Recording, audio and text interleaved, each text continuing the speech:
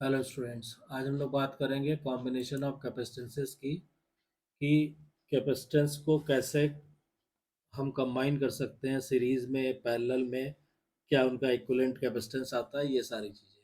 तो first we start with combination of कैपेसिटेंसेस।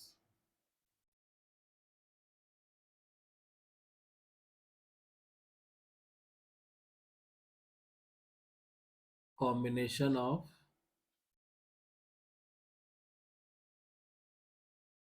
कैपेसिटेंसेस।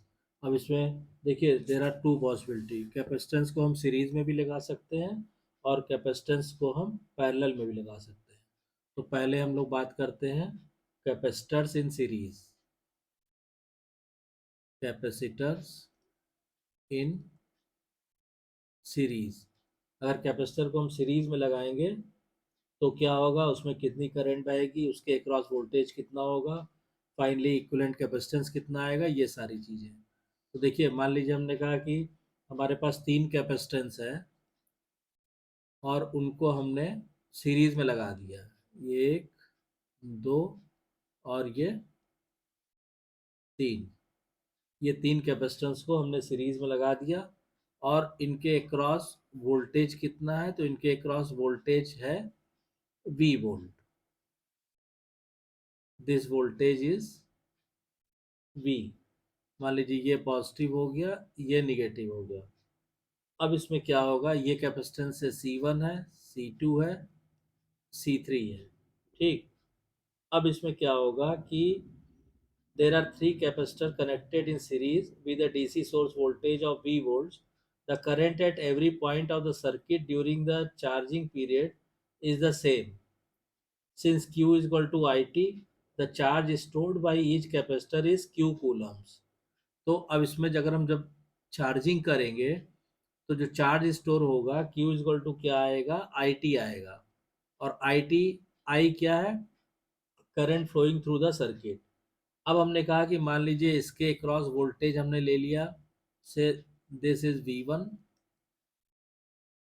ऐसे इसके क्रॉस दिस इज V2 और इसके क्रॉस दिस इज V3।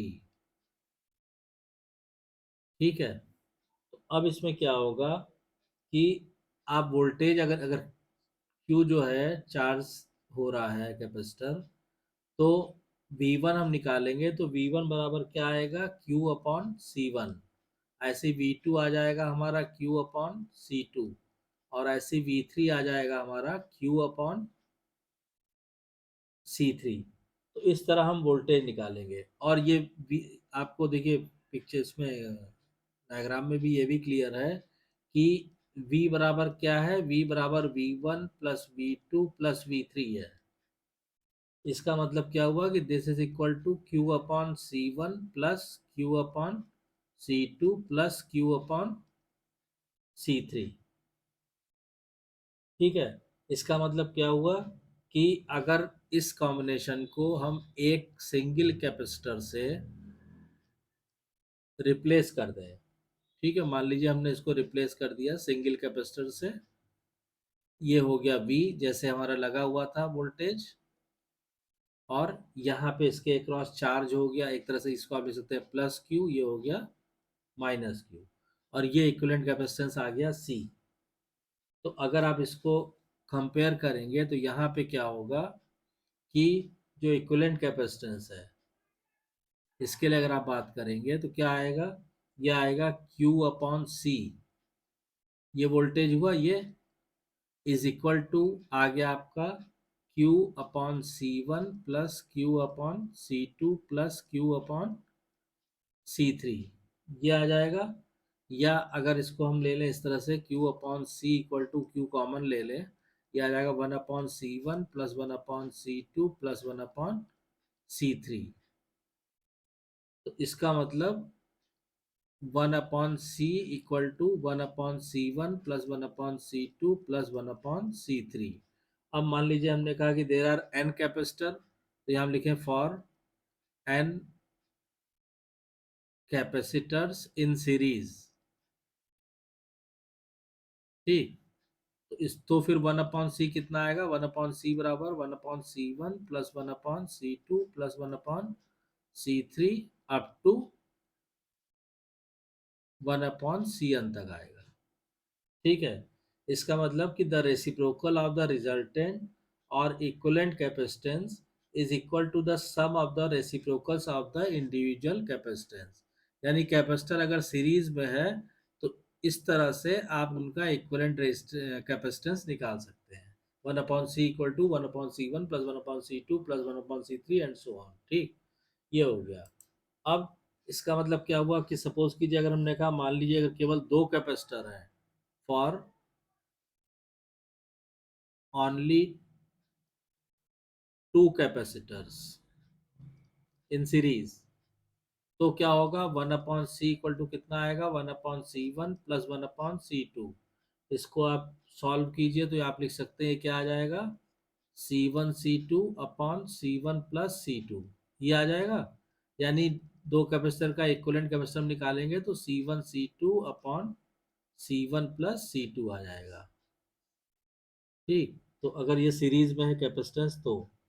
और वोल्टेज डिस्ट्रीब्यूशन की अगर हम लोग बात करें कि voltage distribution between series connected capacitor, तो वोल्टेज डिस्ट्रीब्यूशन कैसे आ जाएगा, यहाँ पे हम लिखें वोल्टेज डिस्ट्रीब्यूशन कैसे आएगा। V1 इक्वल टू हमारा क्या है, Q/C1 है। ठीक है, Q/C1।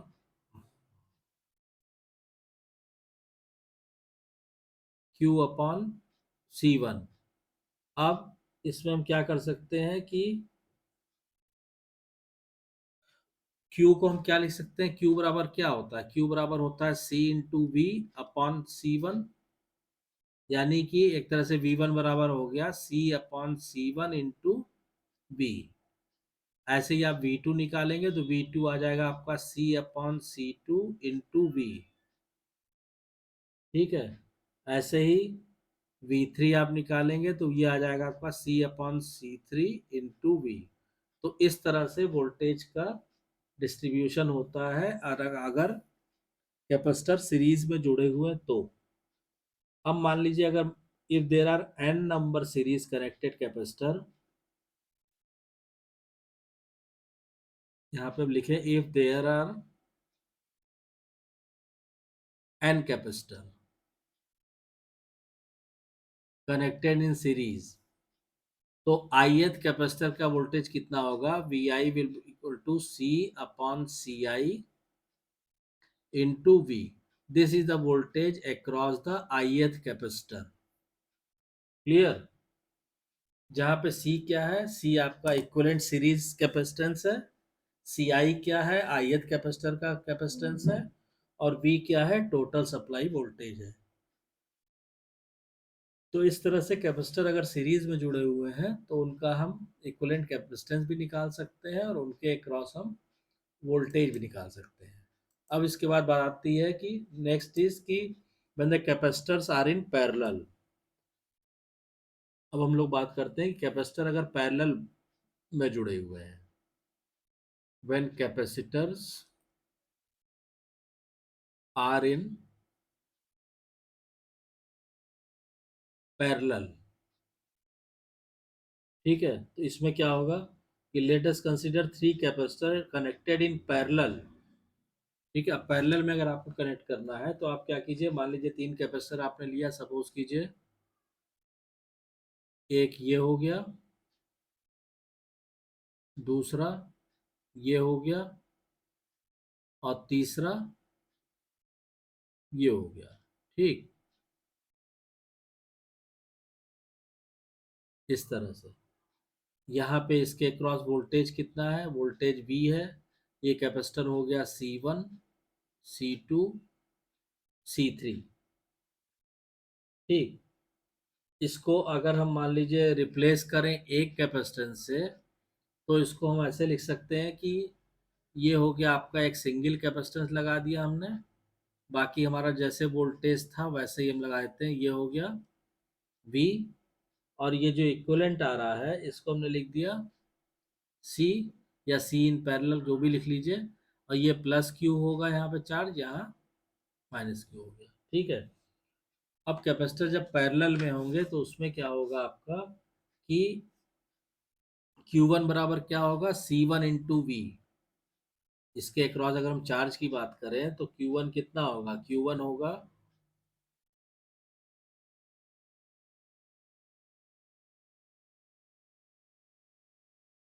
C1 into we. ऐसे ही Q2 हम निकालेंगे तो Q2 आ जाएगा C2 इंटू वी। Q3 निकालेंगे, ये आ जाएगा C3 इंटू वी। ठीक है, तो चार ये हो गया charge stored by capacitor 1, charge stored by capacitor 2 और चार्ज स्टोर्ड बाई कैपेसिटर 3। ये इस तरह से निकल आएगा। अब अगर हम लिखें कि total charge supplied by the source is supplied by the source is, total charge क्या है, Q बराबर हो जाएगा Q1 plus Q2 plus Q3। इसका मतलब क्या हो गया, ये आ गया आपका C1V plus C2V plus C3V। ठीक है, अब इसको अगर हम एक सिंगल कैपेसिटेंस से रिप्लेस कर दें इस इक्विवेलेंट सर्किट से, तो इसमें क्या होगा कि CV इज इक्वल टू आ जाएगा C1V plus C2V plus C3V। इसका मतलब कि equivalent capacitance C is equal to आ जाएगा C1 plus C2 plus C3।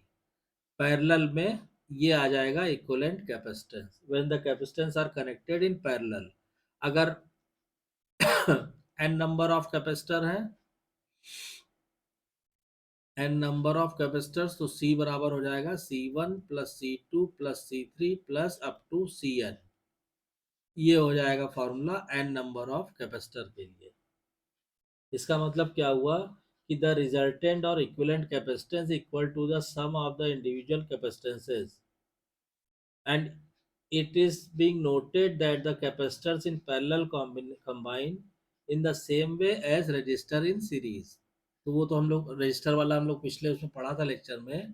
तो कैपेसिटर का जो इक्विवेलेंट कैपेसिटेंस, यानी एक तरह से आप ये समझ लीजिए कि रजिस्टर जैसे कंबाइन होते हैं उसी का उल्टा कैपेसिटर कंबाइन होते हैं। मतलब रजिस्टर, अगर हमें रजिस्टर सीरीज में है और उनका इक्विवेलेंट रेजिस्टेंस निकालना है तो वही फॉर्मूला लग जाएगा या वही मेथड लग जाएगा कैपेसिटर का, लेकिन कैपेसिटर उसमें पैरेलल में होंगे।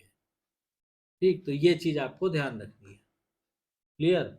अब इसमें एक चीज और रह जाती है, वो भी अब, ताकि कैपेसिटर आपका पूरा हो जाए, कि energy stored in a capacitor, किसी भी कैपेसिटर में कितनी एनर्जी स्टोर्ड होती है। क्योंकि energy stored in a capacitor, क्योंकि आपको मालूम है कि कैपेसिटर क्या है, कैपेसिटर वो डिवाइस है जो अपने पास चार्ज स्टोर रखता है या एनर्जी स्टोर रखता है।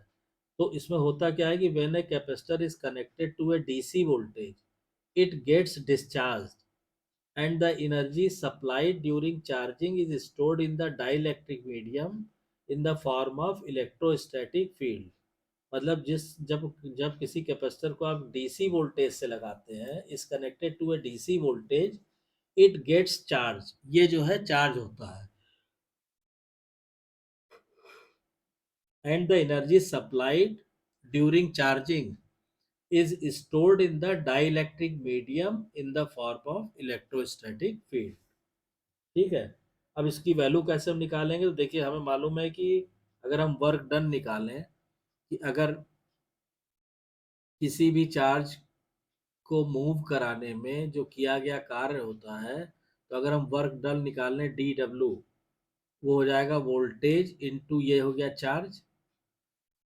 अब इसको हम V into D of Q को क्या लिख सकते हैं, CV लिख सकते हैं। तो एक तरह से ये आ गया आपका C बाहर आ गया, V बाहर आ गया और DV रह गया। अब the total work done to transfer a charge of Q coulombs from one plate to other, तो टोटल वर्क डन बराबर हो जाएगा 0 से V वोल्ट तक और CV DV। इसको आप इंटीग्रेट कर दीजिए, हाफ CV स्क्वायर आएगा, where V is the potential difference across the plates of the capacitor corresponding to a charge of Q coulombs on the plates। तो इसका मतलब कि एनर्जी स्टोर्ड जो हो गई कैपेसिटर में, energy stored that is equal to half C V square in a capacitor. तो ये फार्मूला भी, ये छोटे छोटे बेसिक चीज़ें याद रखिएगा, एकदम कॉन्सेप्ट क्लियर रखिएगा, ताकि आगे जब हम लोग नेटवर्क एनालिसिस से क्वेश्चन वगैरह करेंगे तो अगर यहाँ पे कंफ्यूजन होगा तो फिर वो क्वेश्चंस नहीं हो पाएंगे और आपका पूरा कॉन्सेप्ट जीरो हो जाएगा। तो इसलिए जो भी कंफ्यूजन है उसको यहीं पे क्लियर करते चलिए। कोई डाउट्स है, कुछ पूछना चाहते हैं तो कमेंट लाइन में पूछिए। और देखिए, रेजिस्टेंस का हमने आपको पिछले वीडियो लेक्चर में पढ़ा दिया, कैपेसिटेंस का आज पढ़ा दिया, नेक्स्ट लेक्चर में हम लोग इंडक्टेंस की बात करेंगे। तो आई होप कि आपको वीडियो कंटेंट पसंद आ रहा है। अगर वीडियो कंटेंट पसंद आ रहा है तो प्लीज़ वीडियो को शेयर कीजिए, लाइक कीजिए, चैनल को सब्सक्राइब करना नहीं भूलिए, प्लीज़ चैनल को सब्सक्राइब जरूर कीजिए और नोटिफिकेशन बेल को ऑन कर दीजिए ताकि नेक्स्ट वीडियो की इंफॉर्मेशन आपको टाइम से मिल सके। Thank you.